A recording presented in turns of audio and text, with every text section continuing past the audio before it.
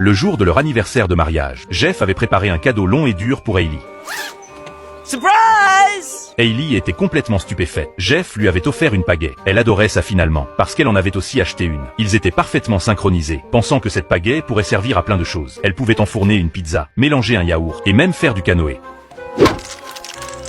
Alright, now we can go canoeing. Louer un petit bateau coûtait 50 $ par jour, avec gilet de sauvetage, pagaie et boissons inclus. Le patron leur a suggéré d'acheter 2 kayaks. We brought oars. Hey, Jinx! Il disait avoir vu trop de couples qui s'aimaient avant de faire du canoë, mais qui rompaient après. Le vieux bonhomme a bavardé pendant des heures. Mais Hailey ne le laisserait pas gagner le double d'argent. Ils n'ont pas écouté les conseils du vieil homme. Et effectivement, le canoë a rendu leur relation tendue. Au dîner, ils se plaignaient que c'était horrible, pensant que c'était la faute de la rivière. Mais dès qu'ils ont commencé à commander, leurs différences ont refait surface. Ils refusaient de croire que le destin se moquait d'eux, et ont décidé de retenter le canoë.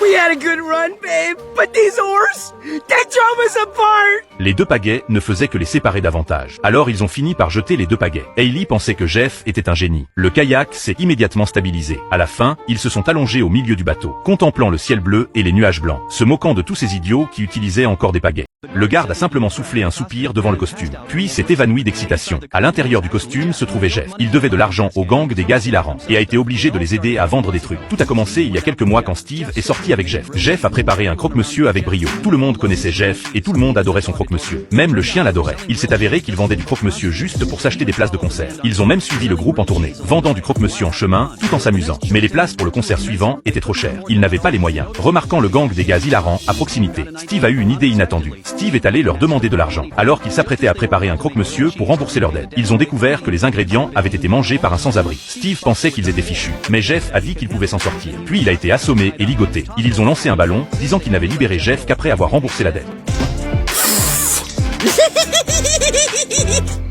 Au moment où Steve était désespéré, une connaissance a demandé ce qui s'était passé. Ils ont ensuite proposé leur aide. Il s'est avéré que Jeff avait été kidnappé. Pour le forcer à vendre des trucs, ils ont fait enfiler à Jeff un costume gonflable. Ils l'ont gonflé et ont prévu de se faufiler dans le concert. Jeff était très nerveux, mais le garde ne l'a pas remarqué. Il a même essayé de souffler dans un endroit qui fuyait. Le garde s'est alors évanoui. Steve a été soulevé dans le ciel. Il a continué à chercher Jeff. Soudain, il a aperçu un chien. Il a finalement trouvé Jeff. Jeff a dit qu'il devait encore rembourser la dette. Mais Steve a suggéré d'appeler la police. Il est allé signaler le crime dans le costume gonflable. Après inspection, il a été confirmé qu'il contenait de la contrebande. La police a décidé d'arrêter les personnes en costume contre toute attente. Les costumes pouvaient voler, mais ils ne pouvaient pas les attraper. Steve a dit que seul un miracle pourrait les sauver. Et soudain, tout le monde s'est mis à en souhaiter un. Puis le ciel s'est rempli de nuages noirs. Tous les costumes volants ont été frappés par la foudre, et ils tombèrent à terre l'un après l'autre.